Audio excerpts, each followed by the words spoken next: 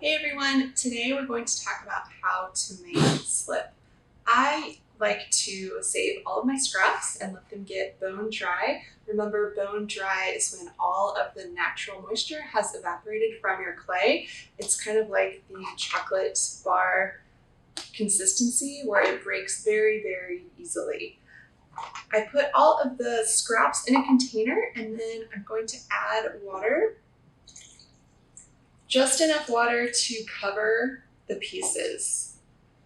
Sometimes people grind up by kind of pulverizing in a cloth wearing a mask their bone dry scraps so that they're very fine. I don't like to do that because we don't need any more dust. So I just have all of my scraps in this container and I added the water. This is the same process that you will use to reclaim or recycle your clay scraps.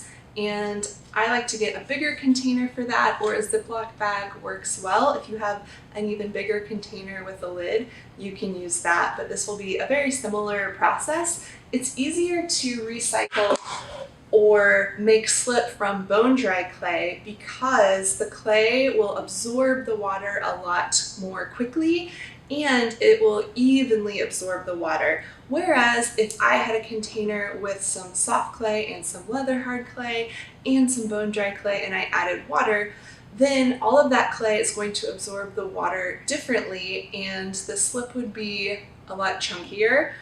By having bone dry clay, the slip is going to be very homogeneous.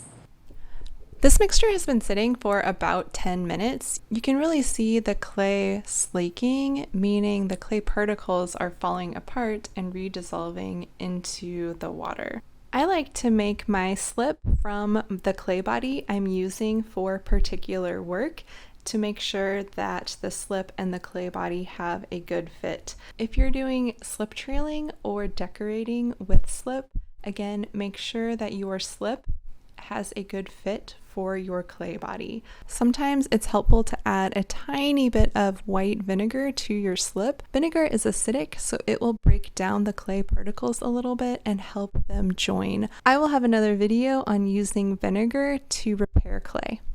This has been sitting for about an hour.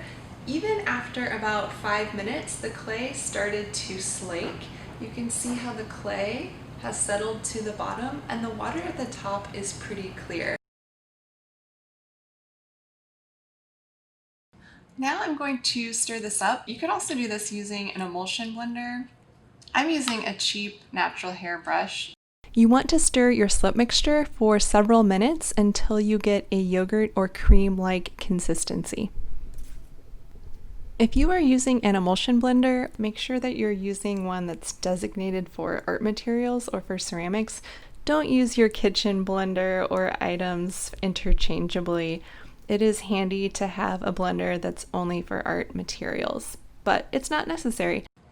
Best practice in the art room is to use clear containers, especially if you're putting ceramics materials in the containers. Make sure that you label what you put in your container. It's also good to label the side in case the lid and the container get switched. We have all been there where we have used empty, rinsed out food containers for art materials. While this is very convenient to do, make sure that you are covering what the contents of the container was very clearly, and then again label what is in the container. The reason for this is because you know what you put in the container. We shouldn't eat things that we find laying around in the art room, but we don't know who's going to find materials when we're not in the room. So again, best practice, clear containers, but if you need to use recycled food containers, make sure you label them.